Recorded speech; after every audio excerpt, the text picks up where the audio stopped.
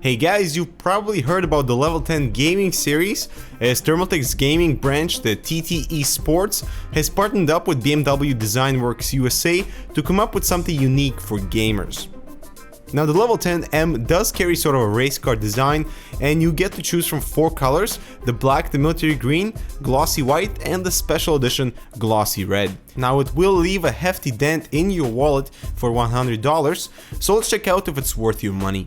Now the main selling points of this mouse are the height and tilt adjustments, air through ventilation, an excellent 8200 dpi laser sensor, and great build quality. But nowhere does it mention anything about comfort or finger support, but more on that later. Now the mouse weighs in at 185 grams, so it's actually quite heavy. We have a really solid aluminum chassis with sort of rubberized plastic bits for the top exterior, so the overall construction is top notch for the level 10, except for that front bit that came off on the first day. Now it doesn't affect functionality of the mouse, but it might leave a bad taste in your mouth after having dropped $100 on it. Now there's no option to customize the weights, unfortunately, so only those with large hands and prefer the mouse a bit on the heavy side will find the level 10M suitable. Now personally I didn't have any issues with the size, but the weight is definitely something you need time getting used to.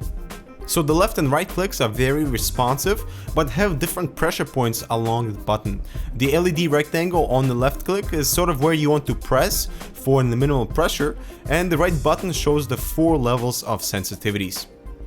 And the mouse wheel also provides sensitive feedback and has great textured surface. We also get extra macro keys on each side.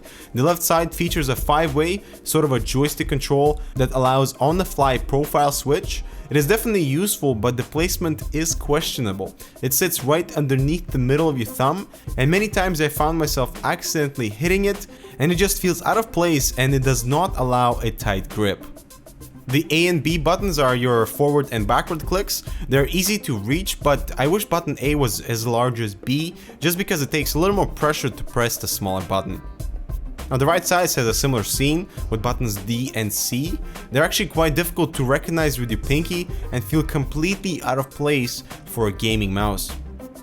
Now we also get this fancy lighting, which is fully customizable for each of the LEDs. This is just extra icing that doesn't hurt to be included for a gaming product. Now my initial thoughts on the ergonomics were a little skeptical. The level 10 seemed fairly large, and where's the support for your thumb and your pinky? It seems the basics such as finger support and comfort were left out during the design process. Now the handrest is customizable. You can slightly raise it and angle it by about 5 degrees on either side with this little tool provided.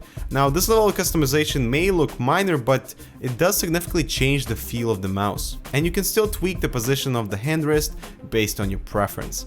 Now I still really wish they included some customizable weights, for example, and at least support for your thumb for the level 10M to be gaming ready.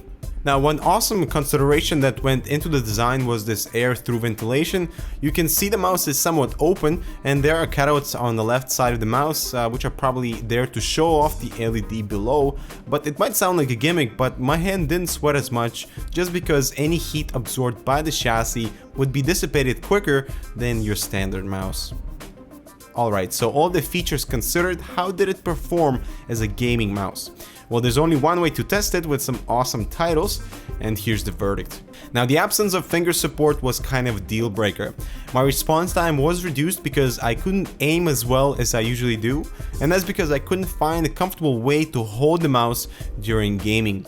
I eventually disabled the joystick button completely because I constantly was hitting it with my thumb as I tried to get a tougher grip. But the mouse eventually grew on me, just not in the gaming scene, but a regular desktop use. For example, because of its heavier body, it does allow a little bit more control, and at lower sensitivities, this is the mouse I choose for video editing.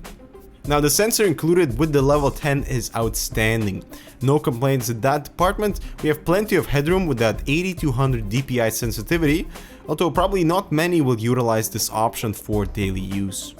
Alright, so when it comes to the software, there's really nothing to complain about in that department. It's quite easy to use. For example, you can customize the color of the LEDs for each of the light sources, except the 4 sensitivity LEDs that they always stay red. Now you do have the option to record your own macros. This is very helpful since the mouse has 8 programmable buttons.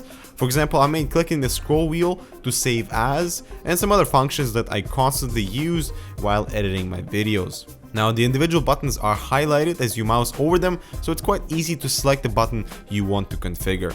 The performance tab lets you configure the DPI levels, change the X and Y sensitivities independently, adjust the scroll wheel speed, which may be useful, and we also get 1000 Hz for the polling rate, which means 1 millisecond response time.